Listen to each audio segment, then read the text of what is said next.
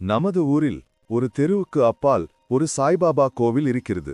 சாய்பாபாவுக்கு எண்ணற்ற பக்தர்கள் இருக்கின்றனர். மக்கள் சாய்பாபா என்று சொன்னாலே விநாயகர், ஆஞ்சநேயர் இடையே அவரின் படத்தையும் வைத்து வழிபடுகிறார்கள். சாய்பாபா இயேசுவைப் போலோ புத்தரைப் போலோ 1000-2000 ஆண்டுகளுக்கு முன் வாழ்ந்தவர் இல்லை. சாய்பாபா வெறும் 100 ஆண்டுகளுக்கு முன்தான் வாழ்ந்தவர். விவேகானந்தர், மகாத்மா காந்தி போன்றவர்கள் இருந்த அதே காலத்தில்தான் சாய்பாபாவும் வாழ்ந்தார். இந்து முஸ்லிம் இரு சமயத்தினரும் அவரை வழிபடுகிறார்கள். முஸ்லிம் மரபில் ஃபக்கீர் எனப்படும் ஒருவர் என்றே சிலர் சொல்வார்கள். ஒவ்வொரு குடும்பத்திலும் குறைந்தபட்சம் ஒருவராவது சாய்பாபா பக்தர் இருப்பார். இப்படிப்பட்ட ஒருவர் இன்று இத்தனை பேர் வழிபடும் கடவுளாக உயர்ந்திருக்கிறார். யார் இந்த சாய்பாபா? அவருடைய கதை என்ன? எப்படி அவர் இவ்வளவு பிரபலமானார்? இந்த கேள்விகளுக்கான பதில்கள் மிகவும் ஆச்சரியமாக இருக்கிறது. முன்னர் நிசாமின் ஆளுகைக்கு உட்பட்டிருந்த பத்ரி என்ற ஊரில் வேத சாஸ்திரங்களில் தேர்ச்சி பெற்றவராக திகழ்ந்த ஹரிசாதே என்ற அந்தனர் தன் மனைவி லக்ஷ்மியுடன் வசித்து வந்தார். வறுமையிலும் செம்மையாக வாழ்க்கை நடத்தி வந்த அவர்களுக்கு குழந்தை இல்லையே என்னும் கவலை பெரிதும் வாட்டியது. இதற்காக இறைவனிடம் தொடர்ந்து பிரார்த்தனை செய்ததன் பயனாக விரைவிலேயே அவர்களுக்கு அழகான ஒரு ஆண் குழந்தை பிறந்தது. சில நாட்களில் அந்த குழந்தையை பார்க்க வந்த ஜோதிட நண்பர் ஒருவர் குழந்தையின் ஜாதகத்தை கணித்து பார்த்தார். அந்த குழந்தை ஒரு தெய்வீக குழந்தை என்பதையும், அந்த குழந்தையை பெற்றவர்கள் விரைவிலேயே இறந்து விடுவார்கள் எனவும், அந்த குழந்தை வேறு இடத்தில் வளரும் என்றும் அவர் தெரிந்து கொண்டார். இந்த விஷயம் தெரிந்து குழந்தையை பெற்றவர்கள் பெரிதும் துயரத்தில் ஆழ்ந்தனர். ஒருநாள் இரவு அவர்களது கனவில் தோன்றிய இறைவன், முற்பிறவியில் இஸ்லாமிய குடும்பத்தில் பிறந்து பிராமண குடும்பத்தில் வளர்ந்து ராமநாமதாரக மந்திரத்தை பாரெங்கும் பரப்பிய கபீர்தாசரே இப்போது உங்களுக்கு குழந்தையாக பிறந்திருக்கிறார். வருங்காலத்தில் இந்த குழந்தை ஒரு பெரும் ஆன்மீக சாம்ராஜ்யத்தையே ஸ்தாபிக்க இருக்கிறது. உங்கள் மகனை குறித்து நீங்கள் கவலைப்பட வேண்டாம். நாளை காலையில் ஃபக்கீர் ஒருவர் வந்து உங்கள் குழந்தையை கொடுக்குமாறு கேட்பார். தயங்காமல் உங்கள் குழந்தையை அவரிடம் கொடுத்து விடுங்கள். அதுதான் அந்த குழந்தைக்கு நல்லது என்று சொல்லி மறைந்தார். மறுநாள் காலையிலிருந்தே அந்த குழந்தை வீறிட்டு அழுதபடி இருந்தது. குழந்தையின் தாயார் லக்ஷ்மி யாரும் வந்து குழந்தையை கேட்டுவிடக்கூடாது என்று மனதிற்குள் அழுதபடி பிரார்த்தித்துக் கொண்டிருந்தார். கலங்கி நின்ற மனைவியிடம், ஹரிசாதே, ஏன் கவலைப்படுகிறாய்? நம் கனவில் இறைவன் சொன்னது போல் ஃபக்கீர் வந்து குழந்தையை கேட்டால் கொடுத்து விடுவோம். எங்கிருந்தாலும் நம் குழந்தை நன்றாக இருக்க வேண்டும், அதுதான் நமக்கு வேண்டும் என்று ஆறுதல் கூறினார். அவர் அப்படி சொல்லி முடிக்கவும் வாசலில் ஃபக்கீர் வந்து நிற்கவும் சரியாக இருந்தது. வாசலில் வந்து நின்ற ஃபக்கீரை பார்த்ததுதான் தாமதம். அதுவரை வீறிட்டு அழுதபடி இருந்த அந்த குழந்தை சட்டென்று அழுகையை நிறுத்தி அழகாக சிரித்தது. ஃபக்கீர் தன்னிடம் அந்த குழந்தையை தந்துவிடுமாறு கேட்க மறுப்பு சொல்லாமல் அவ்விதமே கொடுத்து விட்டார்கள் அந்த தம்பதி. அதன் பிறகு அந்த குழந்தை போன வழி அவர்களுக்கு தெரியாது. குழந்தையை வாங்கி கொண்ட ஃபக்கீர் தன் வீட்டுக்கு சென்று அதை மனைவியிடம் கொடுத்தார். குழந்தை பேறு இல்லாத தங்களுக்கு இறைவனே அந்த குழந்தையை கொடுத்ததாக எண்ணி அவர்கள் அதை சீரும் சிறப்புமாக வளர்த்து வந்தனர். பிராமண குடும்பத்தில் பிறந்த அந்த குழந்தை இஸ்லாமிய தம்பதியரிடம் இனிதே வளர்ந்து வந்தது. சில வருடங்கள் கடந்தன. ஃபக்கீரின் உடல் நிலம் குன்றியது. தாம் இனி நீண்ட நாள் உயிர் வாழ முடியாது என்பதை தெரிந்து கொண்ட ஃபக்கீர் அந்த சிறுவனை வளர்க்கும் பொறுப்பை யாரிடம் ஒப்படைப்பது என்று யோசித்தார். வேத சாஸ்திரங்களில் தேர்ச்சி பெற்றவரான ஜமீன்தார் கோபால் ராவ் தேஷ்முக் என்பவர்தான் சட்டென அவர் நினைவுக்கு வந்தார். உடனே ஃபக்கீர் தன் மனைவியை அழைத்து, இப்போது நான் சொல்லப்போவது உனக்கு வருத்தம் தரத்தான் செய்யும். ஆனாலும் சொல்லித்தான் ஆக வேண்டும். இனி நான் சில நாள்களே உயிருடன் இருக்க முடியும். நான் மறைந்ததும் நீ உன்னம் மகனை அழைத்து கொண்டு சேலு என்ற இடத்தில் வசித்து வரும் கோபால் ராவ் என்னும் வெங்குசாவிடம் சென்று அடைக்கலம் கேள். பிராமண குலத்தில் பிறந்து வேத சாஸ்திரங்களில் நிபுணராகவும் தர்ம சிந்தனை கொண்டவராகவும் விளங்கும் அவர் உங்களுக்கு அடைக்கலம் தருவார் என்றார். அதுபோலவே அடுத்த சில நாட்களில் அவர் மறைந்ததும் அவருடைய மனைவி வெங்குசாவிடம் சென்று அடைக்கலம் கேட்டாள். பெரும் ஞானியான அவருக்கு அந்த சிறுவன் உண்மையில் யார் என்பது விளங்கிவிட்டது. அவர் அந்த சிறுவனை வளர்க்கும் பொறுப்பை ஏற்றுக்கொண்டார். ஃபக்கீரின் மனைவிக்கும் தனியாக ஒரு இடத்தில் தங்குவதற்கு வசதி செய்து கொடுத்து அவளுடைய வாழ்க்கைக்கும் வழி செய்து கொடுத்தார். இப்படியாக பிராமண குடும்பத்தில் பிறந்து சில வருடங்கள் இஸ்லாமிய குடும்பத்தில் வளர்ந்து மறுபடியும் பிராமணரான வெங்குசாவிடம் வந்து சேர்ந்த அந்த சிறுவன் தான் 16 வயது பாலகனாக ஷிர்டி கிராமத்தின் எல்லையில் யோக நிஷ்டையில் ஆழ்ந்தவராக கிராம மக்களுக்கு காட்சி தந்த ஸ்ரீ சாய்நாதர். ஹரிசாதே தம்பதிக்கு குழந்தையாக பிறந்து பின்னர் ஃபக்கீர் ஒருவரால் வளர்க்கப்பட்டு சில வருடங்களில் வெங்குசாவிடம் ஒப்படைக்கப்பட்ட அந்த சிறுவன் தான் ஸ்ரீ சாய்நாதர். வெங்குசாவினால் ஷீடனாக ஏற்றுக்கொள்ளப்பட்ட அந்த சிறுவன் ஏன் அவரை விட்டு பிரிய வேண்டும்? அதற்கான அவசியம் என்ன? வெங்குசா தம்மிடம் ஒப்படைக்கப்பட்ட அந்த சிறுவனின் முகத்தை பார்த்ததுமே அவன் பிற்காலத்தில் ஒரு பெரும் ஆன்மீக சாம்ராஜ்யத்தையே ஸ்தாபிக்க இருக்கிறது என்பதை தமது தீர்க்க தரிசனத்தால் தெரிந்து கொண்டார். சதா சர்வகாலமும் ராமனின் புகழ் பாடுவதையே பிறவி பயனாக கருவி வாழ்ந்த கபீரின் மறு அவதாரமே அந்த சிறுவன் என்றும் அவர் உறுதியாக நம்பினார். எனவே அவர் அந்த சிறுவனை மிகுந்த பரிவுடனும் பாசத்துடனும் வளர்த்து வந்தார். தாம் பூஜை செய்யும் போதும் உண்ணும் போதும் உறங்கும் போதும் எப்போதும் அந்த சிறுவனை தம்முடனே வைத்துக் கொண்டார். அது மட்டுமில்லாமல் தாம் பெற்றிருக்கக்கூடிய அத்தனை ஞானத்தையும் அவனுக்கு உபதேசிக்கவும் செய்தார். இப்படியாக பல வருஷங்கள் சென்றன. அந்த சிறுவனுக்கு 15 வயது நெருங்கிவிட்டது. எங்கிருந்து வந்த அந்த சிறுவனுக்கு வெங்கூசா இத்தனை முக்கியத்துவம் தருவது பல வருஷங்களாக அவருடனே இருந்து வரும் மற்றவர்களுக்கு பிடிக்கவில்லை. அவர்கள் உள்ளத்தில் பொறாமை என்னும் பொல்லாத பேய் தலைவிரித்து ஆடியது. ஒருவர் எத்தனைத்தான் நல்லவராக இருந்தாலும் அவரின் மனத்தில் பொறாமை எப்போது இடம்பெறுகிறதோ அப்போதே அவருடைய உள்ளத்தில் குடிகொண்டிருந்த அத்தனை நல்ல குணங்களும் இருந்த இடம் தெரியாமல் போய்விட்டன.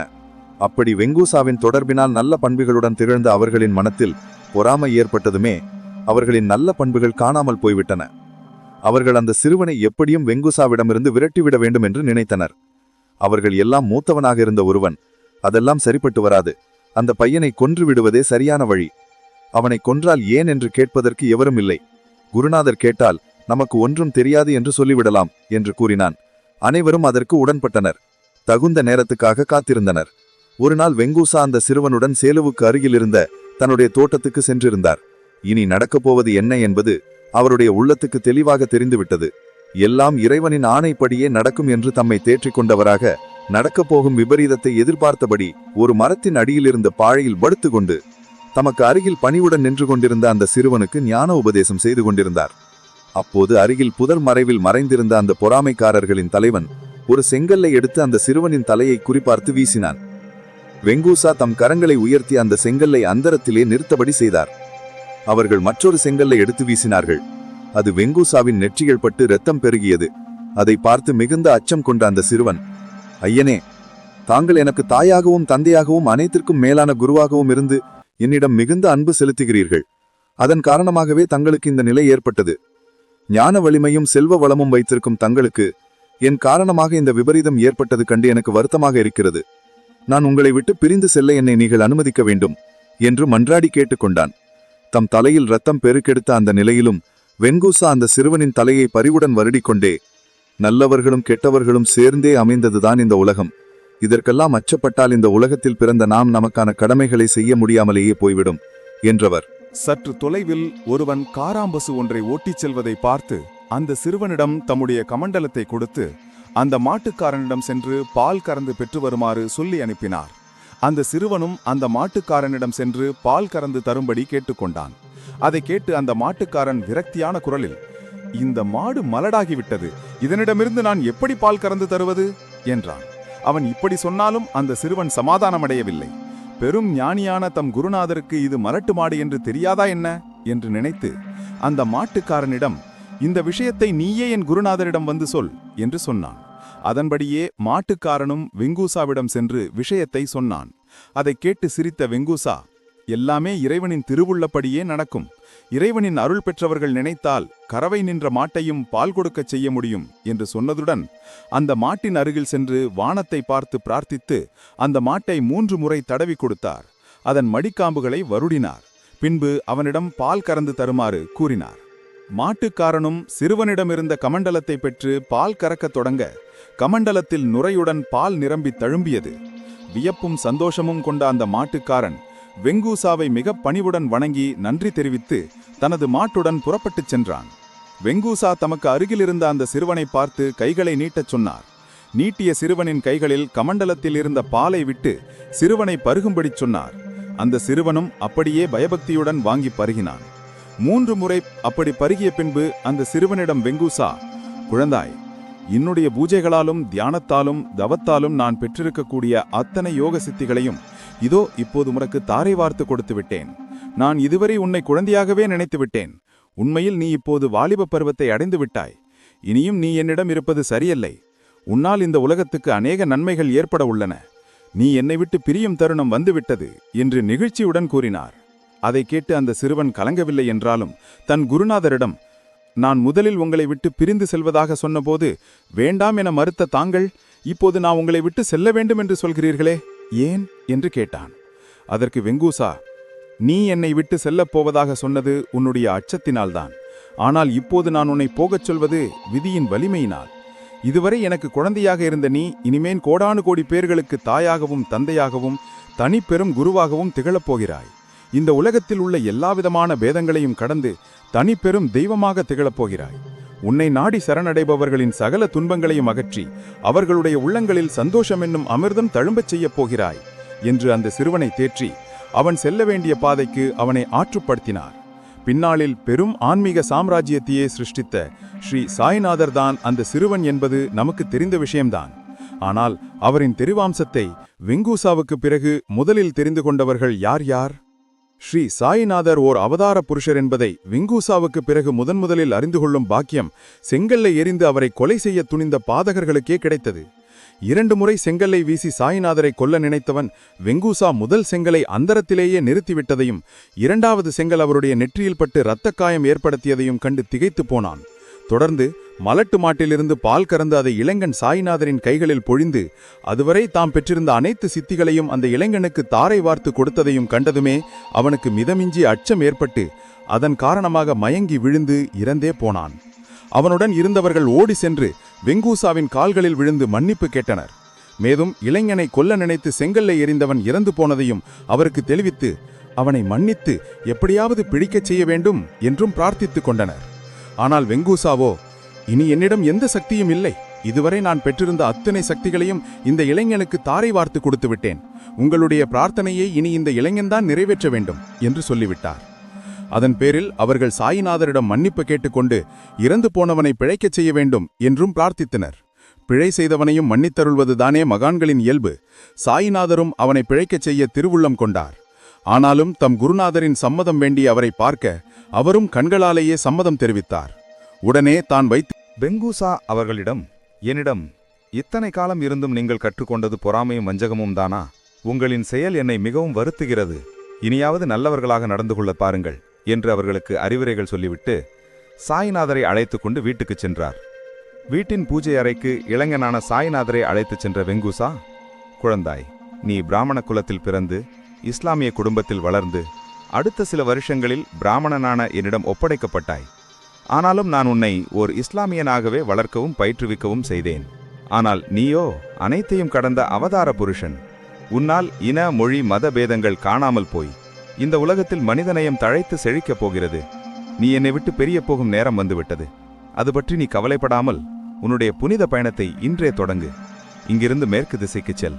புனிதமான கோதாவரி நதிக்கரையில் அமைந்திருக்கும் ஓர் அழகிய கிராமம் உன்னுடைய வருகைக்காக தவம் இருக்கிறது. நீ அங்கிருந்தபடியே இந்த உலகத்தை உன் வசப்படுத்தி விடுவாய். உன்னால் இந்த உலகம் அடையப்போகும் நன்மைகள் ஏராளம் என்று கூறி இளைஞன் சாய்நாதரை தம்மிடமிருந்து பிரிந்து போக அனுமதி கொடுத்தார். குருநாதரின் வார்த்தைகளை கேட்டு மிகவும் நெகிழ்ச்சி அடைந்த சாய்நாதர் அவருடைய பாதங்களில் பணிந்து வணங்கி விடைபெற்று அவர் அந்தரத்தில் நிலைநிறுத்திய செங்கல்லை அவருடைய நினைவாக பெற்றுக்கொண்டு மேற்கு திசையை நோக்கி தன்னுடைய நெடிய அருள் பயணத்தை தொடர்ந்தார். அந்த இளைஞரின் திருப்பாதங்கள் சென்று சேர்ந்து நிலை பெற்ற திருவிடம்தான் ஷீர்டி திருத்தலம். 16 வயதில் அவர் ஷிர்டிக்கு வந்தார். அவர் முஸ்லிம் உடை அணிந்திருந்தார். அவர் ஒரு நீம் மரத்தடியில் தியானம் செய்து கொண்டிருந்தார். மக்கள் அவரிடம், நீ யார் என்று கேட்டனர். ஆனால் அவர் பதில் சொல்லவில்லை. சிலர் அவர் பைத்தியம் என்று நினைத்து கல்லெறிந்தனர். அதன் பின் அவர் ஷிர்டியை விட்டு மறைந்தார். 1-2 ஆண்டுகள் அவரை பற்றி எந்த தகவலும் இல்லை. சிலர் கூறுகிறார்கள் அந்த காலத்தில் அவர் நெசவாளராக வேலை பார்த்தார். சிலர் கூறுகிறார்கள் ராணி லக்ஷ்மிபாயின் படையில் சிப்பாயிருந்தார். இவையெல்லாம் வித்தியாசமான கதைகள். அவர் மீண்டும் ஷிர்டிக்கு வந்தார். அந்த ஊரில் இருக்கும் ஒரு மசூதியில் சாய்பாபா தங்கினார். அந்த மசூதிக்கு அவர் துவாரகா மாய் என்று பெயர் வைத்தார். அது ஒரு ஹிந்து பெயர். அவர் அங்கே மக்களுக்கு விபூதி கொடுத்தார், தீபம் ஏற்றி வழிபாடு செய்தார். இவ்வாறு அவர் இந்து முஸ்லிம் சமயங்களின் கலவையாக வாழ்ந்தார். அந்த காலத்தில் இந்தியா பாகிஸ்தான் பிரிவினை மாதிரி மத பிரச்சனைகள் இருந்தபோது சாய்பாபா சமாதானத்தின் பாலமாக இருந்தார். அவருடன் பேசினால் மனம் அமைதியாகும் என்று மக்கள் உணர்ந்தார்கள். பெரிய நிலக்காரர்களும் அவரை விரும்பத் தொடங்கினர். அவர்கள் அவருடன் புகைப்படம் எடுத்தனர். அந்த புகைப்படங்கள் இன்று கிடைக்கின்றன. அவரிடம், நீ யார், எங்கிருந்து வந்தாய் என்று கேட்டால் அவர் சொல்வார், நான் இங்கே இருக்கிறேன், என்னை பற்றி பின் வரலாறு வேண்டுமா? அங்கு பல அதிசயங்களை செய்தார். ஒரு குழந்தை நீரில் விழுந்தபோது அவர் தொலைவிலிருந்தே காப்பாற்றினார். சூடான பானையில் கை வைத்து சமையல் செய்தார். எதுவும் ஆகவில்லை. அந்த காலத்தில் ஒரு இந்து கோவிலின் பூஜாரிதான் சாய்பாபாவின் முதல் பக்தர். அவர் பிச்சை எடுத்து வாழ்ந்தார். பணம் கொடுத்தால் அதை மற்றவர்களுக்கு கொடுத்து விடுவார். சொத்து, ஆசைகள் எதுவும் அவருக்கு இல்லை. அவரின் புகழ் முதலில் ஷிர்டி பகுதியில் மட்டுமே இருந்தது. பின்னர் மும்பை வரை பரவியது. அவர் எப்போதும் தன்னை பிரபலப்படுத்த முயறவில்லை. நான் கடவுள் என்று சொல்லவில்லை. மதம் ஜாதி பாராமல் அன்புடன் வாழுங்கள் என்பதே அவர் தத்துவம். நம்பிக்கை வையுங்கள், அன்பு கொடுங்கள் என்பதே அவர் வழி. 1918ஆம் ஆண்டு அக்டோபர் 15ஆம் தேதி சாய்பாபா மறைந்தார். அவர் தன் மறைவை முன்கூட்டியே சொன்னார். அவருடைய உடல் சமாதியாக வைக்கப்பட்டது. அவர் வாழ்ந்த மசூதி துவாரகாமாய் பின்னர் கோவிலாக மாற்றப்பட்டது. அது ஒரு மிகப்பெரிய ஆன்மீக சின்னமாக மாறியது. அவருடைய மரணத்திற்கு பிறகு அவருடைய பக்தர்கள் உலகம் முழுவதும் கோவில்களை அமைத்தனர். இன்று சாய்பாபா கோவில்கள் உலகம் முழுவதும் உள்ளன. மதங்கள் கடந்து மக்கள் அவரை நம்புகிறார்கள். சாய்பாபா கோவில்களில் இந்துக்கள், முஸ்லீம்கள், கிறிஸ்துவர்கள் அனைவரும் இணைந்து பிரார்த்தனை செய்கிறார்கள். அவர் எந்த மதத்திற்கும் சொந்தமானவர் அல்ல. அவர் மனித குலத்திற்கே சொந்தமானவர். சாய்பாபா 100 ஆண்டுகள் முன் வாழ்ந்த ஒரு சாதாரண மனிதர். ஆனால் இன்று கோவில்களில் கடவுளாக வணங்கப்படுகிறார். அவரின் போதனை எளியது. அன்பு செய், நம்பிக்கை வை, மனிதராக வாழுங்கள். இளைஞனாக ஷிர்டிக்கு வந்து ஸ்ரீ சாய்நாதர் என போற்றி கொண்டாடப்படும் அவருடைய அருளாடல்கள் அவருடைய ஜீவித காலத்திற்கு பிறகும் தொடர்ந்து கொண்டுதான் இருக்கின்றன. மேலும் இது போன்ற சுவாரஸ்யமான வீடியோக்களுக்கு சப்ஸ்கிரைப் செய்யவும்.